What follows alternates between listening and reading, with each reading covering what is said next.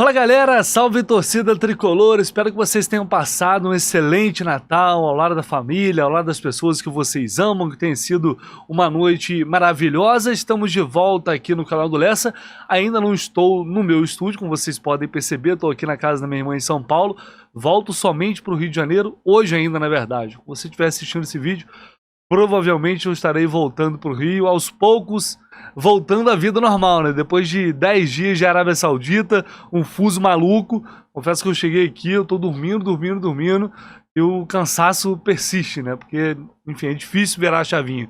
Mas hoje, acho que já vai dar para estar próximo ali dos 100%. E, claro, seguimos trabalhando, apurando, porque tem muita coisa acontecendo agora nesse pré-Réveillon. O Fluminense certamente vai focar, vai voltar suas atenções passado o Mundial de Clubes para o mercado de transferências. Tem muita coisa acontecendo, muita coisa que a gente não sabe ainda, mas eu já estou ligado que a diretoria está no mercado, sondando vários jogadores, provavelmente algumas negociações já em andamento que a gente não tem conhecimento, e tem muita coisa rolando com Caio Paulista, né? Quem diria, Caio Paulista, pivô de uma disputa de dois rivais lá em São Paulo, Palmeiras e São Paulo brigando pela contratação dele. Parece que o São Paulo, a coisa está muito encaminhada para a ida do Caio Paulista para o Palmeiras. E ontem algumas informações importantes vieram à tona, e uma coisa que é muito importante nessa, que é o mais importante para a gente no caso, é que o Fluminense pode faturar mais com essa negociação. Por falar em faturar, um ano absolutamente histórico, incrível, por tudo que o Fluminense fez na temporada, e, sem dúvida alguma, 2023 significou, em termos de premiações, um recorde absoluto na história do Flu. Vou trazer detalhes sobre isso e também uma história sobre André no Manchester City. Realmente o Guardiola procurou o André? Essa parada é real? Enfim, vou trazer aqui para vocês alguns detalhes e mostrar que aparentemente não é bem assim. Antes, só não esquece daquele like esperto, daquele like maroto, de se inscrever aqui no canal do Lessa, muito importante, além do seu comentário, que é muito bem-vindo, sempre interagindo aqui com vocês, contando com o apoio de todos para o crescimento do canal do Lessa, para a gente atingir essa próxima meta de 90 mil inscritos o quanto antes. Vamos lá, primeiro falar dessa história aí de André no Manchester City. O que realmente aconteceu? O Mundo Deportivo deu uma informação dizendo que o Guardiola teria se interessado pelo André e que o City poderia ser mais um time aí atrás dele. E aí, enfim, só que o Mundo Deportivo cita que o AS é a fonte, o Diário AS, que também é da Espanha, o Mundo Deportivo do Barcelona, que o Diário AS seria a fonte dessa notícia. E aí eu fui atrás para ver se realmente o AS publicou isso. E não é bem assim. A matéria do Diário AS, essa daí, ela fala que ela traz, ela repercute, na verdade, aquela declaração do Diniz dizendo que o Guardiola gostou dos jogadores mais jovens do Fluminense. Vocês lembram que o Diniz falou isso, se eu não me engano, na chegada aqui ao Brasil.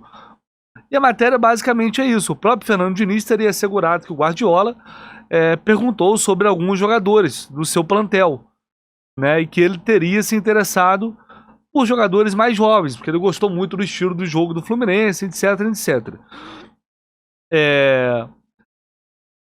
Essa matéria relembra que o Phil Foden fez elogios ao jeito do Fluminense jogar, o Guardiola também elogiou bastante, enfim.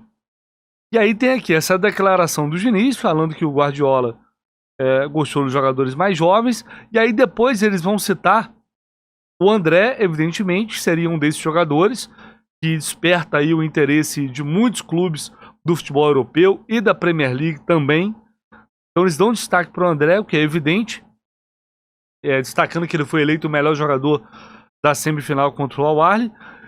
E depois destaca o Martinelli, que é outro jovem que atua ali ao lado do André, também tem 22 anos, revelado em Xerém. Aí citam o John Kennedy, que entrou no jogo contra o City e deu trabalho à defesa, o Alexander também, que entrou no decorrer da partida. Inclusive uma matéria bem feita, porque cita a lesão do Alexander, diz que ele ficou muito tempo fora tratando a lesão. Então assim, a matéria do AS está repercutindo uma fala do Diniz, especulando ali os jogadores que o Guardiola teria gostado. Não está falando nada que de fato o Guardiola gostou do André e vai pedir o Manchester City para contratar o André. Por isso tem que ter sempre cuidado para E eu tenho sempre um pé atrás para repercutir notícias de alguns veículos de fora, porque às vezes os caras estão repercutindo alguma coisa, às vezes estão requentando alguma coisa sem nenhum, sabe, sem uma apuração de fato. E esse parece um caso, né? Que a coisa tomou forma como se de fato houvesse ali uma possibilidade do City fazer investida. Pode até acontecer, evidentemente. O Guardiola pode ter gostado do André, claro. Não seria nenhum absurdo isso. É porque ele volta e meia especulado em clubes lá da Premier League. Mas aparentemente não é um fato que, não, o City vai lá, vai fazer uma proposta e pode levar o André na próxima temporada. Enfim, é só isso que é só uma coisa que eu gostaria de esclarecer aqui para vocês, porque não é bem assim da forma como pintaram. E aí, cara, vamos a essa polêmica do Caio Paulista. Antes, tá aqui o link no comentário fixado da Playbonds, parceira do canal do Lessa. Se você não se inscreveu lá na Playbonds e quer ganhar um bônus aí de R$500 no primeiro depósito lá na Playbonds, dê um play na diversão, não perca essa oportunidade. Playbonds é uma grande parceira aqui do canal do Lessa, ajudou a viabilizar a nossa viagem para a Arábia Saudita, assim como vocês também foram muito importantes nesse processo.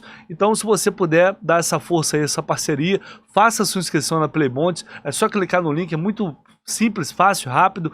Clica aqui, faz seu cadastro e rapidinho você já vai ter direito a esse bônus de até R$500 no seu primeiro depósito, só lá na Playbonds através deste link aqui no canal do Lessa. Aí no QR Code também tá na tua tela aí, é só apontar o celular para esse QR Code, também você já vai ser direcionado, mais fácil ainda se você puder fazer pelo QR Code. Vamos essa polêmica aí do Caio Paulista. Ontem a gente teve algumas novidades, porque agora, depois que, enfim, a briga começou entre a versão do Palmeiras, a versão do São Paulo, né, a torcida do São Paulo caindo, né, em cima do Caio Paulista, que inclusive lá no Instagram já tirou tudo que ele tinha ali de São Paulo, que não é mais jogador de São Paulo, então tá muito claro que ele vai para o Palmeiras, a pedido do técnico Abel Ferreira, inclusive, uma informação que o André Hernan trouxe mais cedo. E aí, eu já adianto que pode ser bom para o Fluminense, a gente vai ter que apurar isso ainda, mas a princípio, para ficar com o Caio, o Palmeiras sinalizou que iria pagar além dos 3,5 milhões de euros previstos nesse contrato, nessa opção de compra que o São Paulo tinha. E daí, claro, né, o Eduardo Uran, empresário do Caio Paulista, ia colocar mais grana no bolso. Provavelmente a proposta para o Caio seria mais vantajosa. E para o Fluminense receberia esse valor à vista. A tendência é essa, o que é muito melhor. Então o Fluminense está ali, de camarote. Eu tinha dado o aval já para o parcelamento em relação à compra do São Paulo. O Palmeiras entrou no negócio e o Fluminense está ali só esperando. Eu quero vender o jogador. Se tem alguém querendo pagar mais, aí é com vocês.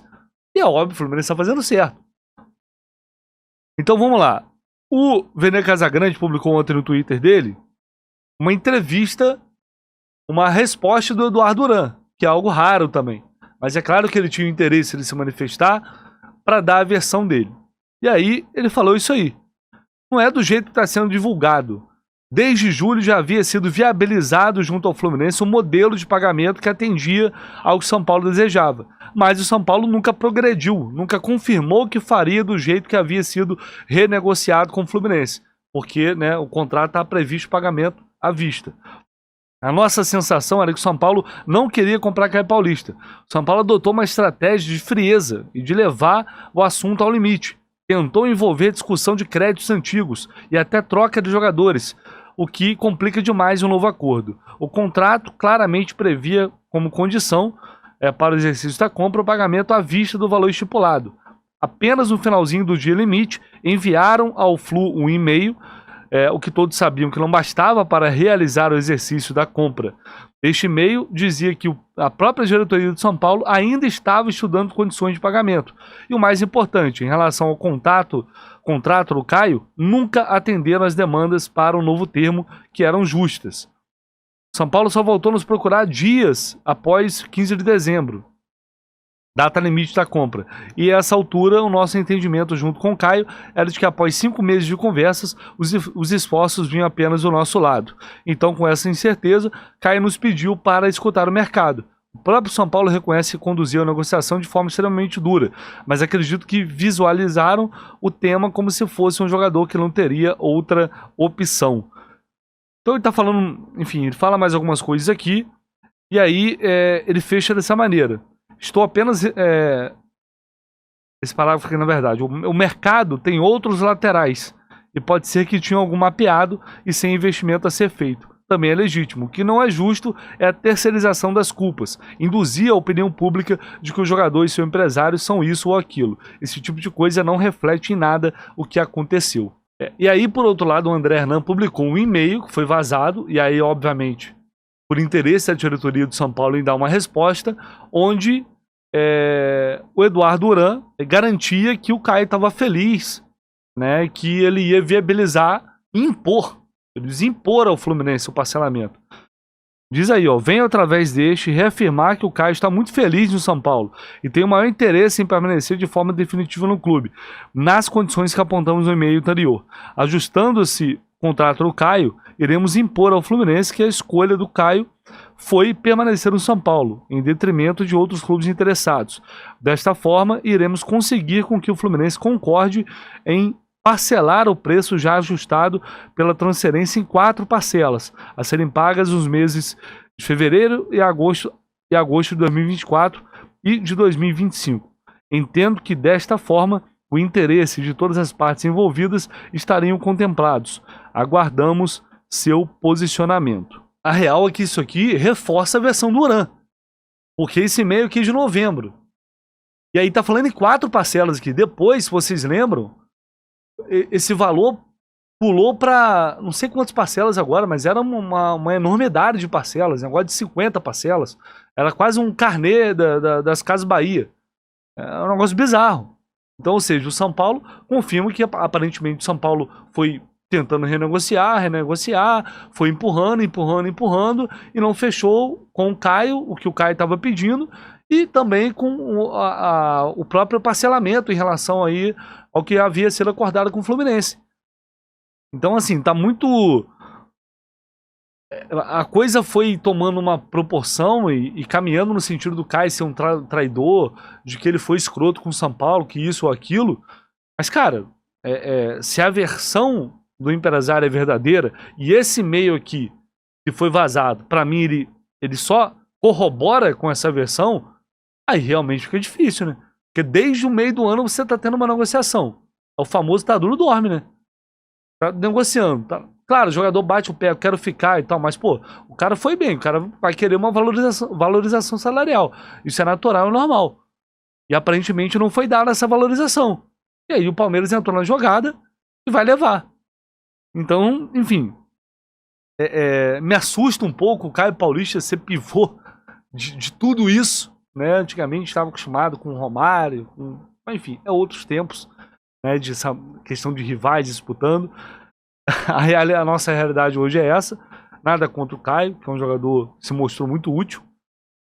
Mas é isso, né? No fim das contas, todo esse rolo aí vai ser muito bom para o Fluminense, que vai receber esse valor à vista e aparentemente um valor maior até do que estava acordado. Vamos aguardar esse ano nos próximos capítulos, mas é que tudo indica, realmente o Caio está indo para o Palmeiras. Bom, galera, e para fechar, a gente já falou muito sobre premiações do Fluminense aí ao longo, né, do ano, e agora, após a disputa do Mundial, a gente pode confirmar que o clube faturou em 2023 uma premiação recorde na história, né? O Fluminense nunca teve esse valor, esse volume de dinheiro em relação a premiações em uma única temporada como em 2023. Serão praticamente 200 milhões de reais, com os 20 milhões arrecadados com o vice-campeonato mundial após a derrota para o Manchester City. Na verdade, de quase 195 milhões de reais.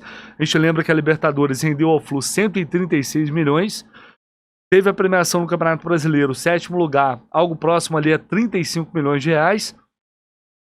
Os 20 milhões do Mundial e também os 5 milhões e meio da Copa do Brasil, que o Fluminense acabou caindo muito cedo nas oitavas de final da Copa do Brasil para o Flamengo, e não teve premiação de Campeonato Carioca, né? Como sempre acontece.